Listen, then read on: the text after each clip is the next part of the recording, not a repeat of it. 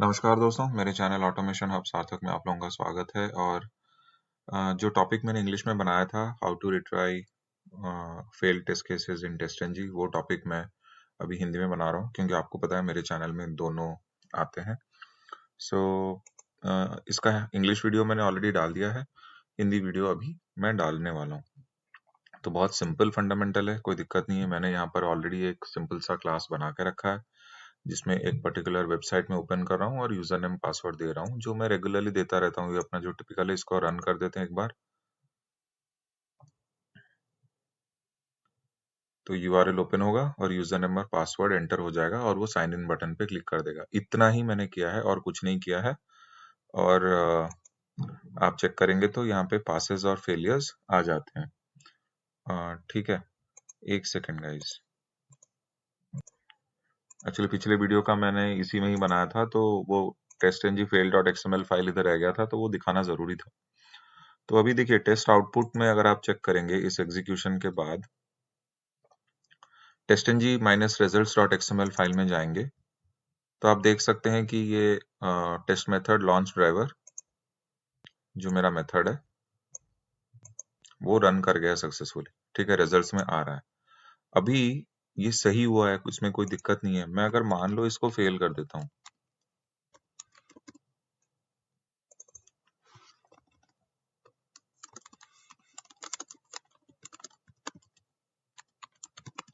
मैंने जबरदस्ती इसको फेल किया है आप लोगों को दिखाने के लिए। ठीक है, अगर मैं अभी इसको रन करूंगा, कोड रन हो जाएगा, लेकिन आउटपुट में, फाइनल आउटपुट में आएगा फेलियर। तो वो फेलियर जैसे ही आएगा तो हमें टेस्टंजी एक रिजल्ट्स और एक रिपोर्ट एक्सएमएल फाइल एक रिजल्ट्स टाइप का देगा, वो आउटपुट में हमें दिखेगा। तो जाके इसको रिफ्रेश कीजिए इस पेज को, तो देखिए टेस्ट आउटपुट में आपको, देखिए यहाँ पर फेलियर आ गया। ठीक है, एक्सक्यूज मी, टेस्टंजी माइनस फेल डॉट एक्सएमएल बोल के एक फाइल आएगा। तो आप देख सकते हैं ये वाला फाइल फेल हुआ है। ठीक है, अभी तो मैंने सिर्फ एक ही टेस्ट केस बनाया। आप 1000 टेस्ट केस बनाओ, उसमें फेल करो, 10 बनाओ तो उसमें 5 फेल करो, 5 पास करो, तो टेस्टंजी एक्सएमएल, टेस्टंजी फेल्ड एक्सएमएल में पांचों के रिपोर्ट्स आएंगे कि ये 5 फेल हुए हैं। ठीक है, लेकिन अभी इस वीडियो को बनाने का मकसद क्या है, मैं इन दोनों को बंद कर रहा हूँ। देखिए कभी कभी होता क्या ना, कि अगर आप प्रोजेक्ट में काम करते हैं तो हो सकता है आपका एक टाइमिंग हो काम करने का, आपका एक स्क्रिप्ट एग्जीक्यूशन का एक टाइमिंग हो सकता है आपने अपना सैनिटी, या फिर मान लो आपने अपना रिग्रेशन, सैनिटी रोज होता है मोस्टली, तो आप अपना सैनिटी एग्जीक्यूट करते हो रात को 11 बजे। आप रात को 11 बजे सैनिटी एग्जीक्यूट करते हो और सुबह आके चेक करते हो, एनालिसिस करते हो सुबह 9 बजे। 9 बजे आप चेक करके पता लगाते हो क्या कितने फेल हुए, क्या फेल हुए हैं, क्यों फेल हुए हैं, वगैरह वगैरह वगैरह। कभी कभी होता क्या ना कि बहुत सारे रीजंस की वजह से हमारे कोड एकदम सही हो, लेकिन फिर भी हमारा फेल हो जाता है। बहुत सारे एक्सेप्शंस आते हैं, मैं सबके तो नाम अभी नहीं ले सकता, लेकिन बहुत सारे रीजंस होते हैं कोड को फेल होने के लिए। जैसे हो सकता है कि बिल्ड ठीक से बना नहीं हो। मान लो आपका क्यूए एनवायरनमेंट का बिल्ड है या यूएटी एनवायरनमेंट का बिल्ड है। प्रोडक्शन एनवायरनमेंट का बिल्ड जनरली जब तक साइन ऑफ नहीं होता तब तक होता नहीं है। कभी कभी क्यूए यूएटी का बिल्ड टाइम पे कंप्लीट ना हो पाना। तो अगर टाइम पे क्यूए यूएटी का बिल्ड ठीक से कंप्लीट ना हुआ हो, तो फिर ऑब्वियस सी बात है कि आपका आप क्यूए यूएटी एनवायरनमेंट पे अगर उसको एग्जीक्यूट करोगे, कुछ ना कुछ प्रॉब्लम आएगी। कभी कभी सर्वर इश्यूज रहते हैं, कभी कभी एप्लीकेशन स्लो होता है, कभी कभी कुछ अपडेट हुआ रहता है, उसके वजह से कुछ और फट गया हो, जिसकी वजह से प्रॉब्लम्स आ सकती हैं। सो टेक्निकली अगर आप एडमेंट हो जाओ कि नहीं, जब तक ये ठीक नहीं होगा मैं कोड में टेस्टिंग नहीं करूंगा या फिर मैं एग्जीक्यूट नहीं करूंगा अपना ऑटोमेशन स्क्रिप्ट, ऐसे नहीं होता। आपको कभी कभी सिस्टम को बाईपास करना पड़ता है। सिस्टम को बाईपास करने का मतलब ये नहीं कि रिपोर्ट ना करना, जी नहीं। सिस्टम को बाईपास करने का मतलब ये है कि कभी-कभी आपको इंटरनली टीम के साथ डिस्कस करना होता है। ये नोन प्रॉब्लम हो सकती है कि या फिर आपको एडवांस में बोल दिया गया हो कि इसके वजह से कुछ प्रॉब्लम्स आ सकती हैं। हाँ, अगर आपके डेवलपर ने आपको बिना बताए उसने कुछ लोकेटर चेंज कर दिया, मान लो उसने आईडी चेंज कर दिया, ठीक है? मान लो उसने आईडी चेंज कर दिया, मान लो उसने क्लास को कंपाउंड क्लास बना दिया, फिर आपके कोड आपके एक्सपाथ और ये डायरेक्टली फेल हो रहे हैं, तो आप डेवलपर को यू कैन शो एन आई कि क्यों। लेकिन कभी कभी ऐसी सिचुएशन नहीं होती है, कभी कभी इन सिचुएशंस के वजह से भी हमें, ये सब मैं आपको इसीलिए बता रहा हूँ क्योंकि बहुत लोग बोलते हैं कि ये टेस्ट करना अच्छी बात नहीं है, आपको मतलब ये प्रैक्टिस अच्छी नहीं है, रीरन करना अच्छी बात नहीं है। बाबा, कोई नहीं मना कर रहा कि अच्छी बात नहीं है। जनरली बोलते हैं कि is not a good practice, but ये प्रैक्टिस प्रैक्टिस गुड है कि नहीं इसका डिस्कशन नहीं है। ये है कि हमें पहले एनालिसिस करके वजह निकालनी पड़ेगी। अगर ये वजह हमें लगता है कि कोई प्रॉपर डिफेक्ट है तो रेस करो, ठीक है। लेकिन अगर कुछ एप्लीकेशन इशू की वजह से या फिर कोई इंटरनेट या कोई डाउन टाइम के वजह से अगर आपका एग्जीक्यूशन में प्रॉब्लम हुई है और अगर उसको दोबारा 3 बार करने पे अगर वो ठीक हो जाता है, तो काम को होल्ड पे क्यों रखने का, काम को आगे बढ़ाने का। तो इसीलिए टिपिकली हम इस चीज को अमल करते हैं, इसीलिए रीरन यूज करते हैं। रीरन एक इंटरव्यू क्वेश्चन भी है, इसको हम इंटरव्यू में बहुत बार पूछते भी हैं, ठीक है।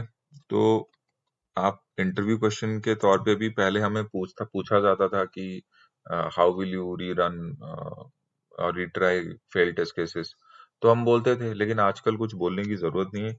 बोलने की जरूरत नहीं है इसका मतलब ये नहीं कि मतलब, मेरा कहने का मतलब है कि इजी है बहुत, कुछ याद रखने की जरूरत नहीं है। डॉक्यूमेंटेशन पे जाइए, testng.org के डॉक्यूमेंटेशन पे जाइए, यहाँ पे रीरन फेल टेस्ट केसेस बोल के है, यहाँ पे क्लिक कीजिए। देखिए यहाँ पे आपको पता चल जाएगा, ये पर्टिकुलर क्लास आपको बनाना पड़ेगा, एक क्लास बनाना पड़ेगा। उस क्लास का नाम इसने लिखा है माई रिट्राई, ठीक है।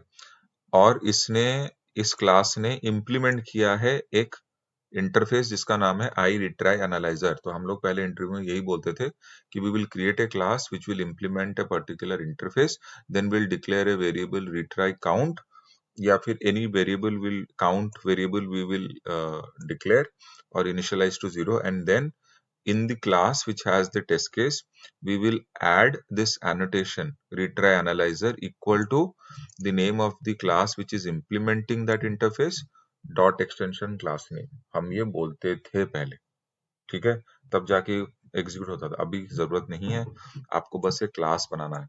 इस क्लास का नाम है माई रिट्राई। तो आप एक काम करो, मैंने यहाँ पर एक पैकेज बना रखा है, तो यहाँ पर ही मैं वो क्लास बना देता हूँ। क्लास का नाम भी मैं सेम ही रखता हूँ, माई रिट्राई,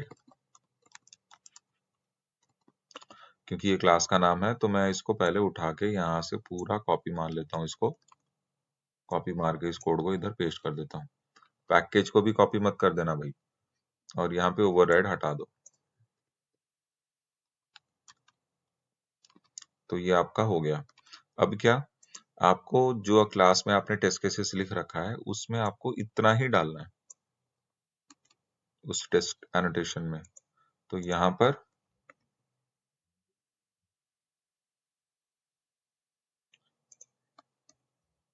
इसको सेव कर दीजिए। माई रिट्राई क्लास क्यों?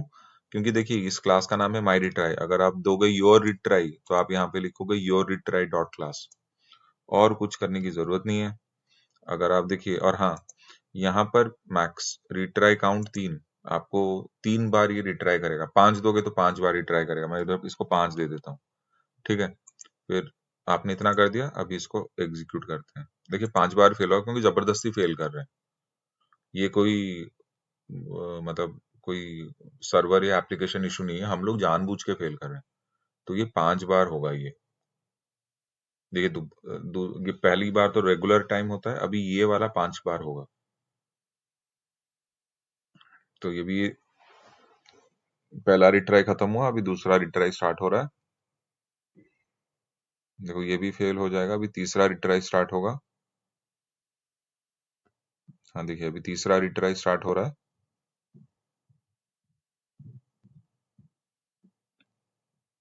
देखो फिर से फेल हो गया, तो ये चौथा रिट्राई स्टार्ट कर रहा है। अभी ये पांचवा रिट्राई भी स्टार्ट करेगा शायद। देखिए पांचवा रिट्राई स्टार्ट हो गया। अभी बस ये लास्ट है, इसके बाद नहीं होगा, क्योंकि 5 रिट्राई ही इसको देने थे इस पर्टिकुलर टेस्ट केस के लिए।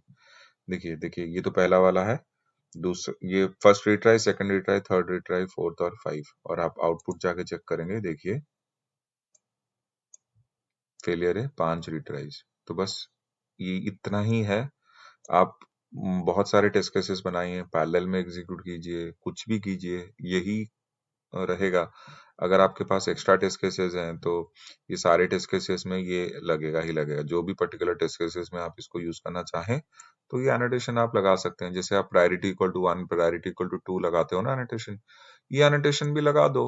अगर आपको लग रहा है कि हाँ भाई हो सकता है मेरा कोड फेल हो सकता है, तो ये लगा दो, कॉपी पेस्ट कर दो हर जगह और रन कर दो। बस इतना ही है, और कुछ नहीं है। तो ये सिंपल सा फंडा है। अगर आप टेस्ट केस आपको लगता है कि आपके एप्लीकेशन में कुछ कुछ इश्यूज हो सकते हैं, इंटरनेट का भी इशू है, यहाँ पे मैंने लिखना भूल गया, हो सकता है कुछ इंटरनेट इंटरनेट इश्यूज हो, तो उसको भी आप कर सकते हैं।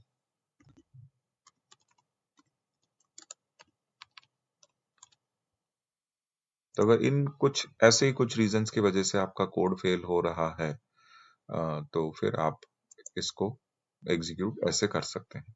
उम्मीद करता हूँ ये सिंपल सा वीडियो आपको पसंद आया होगा। तो मेरे चैनल को सपोर्ट करना मत भूलिए। Thank you so much. सार्थक है साइनिंग ऑफ।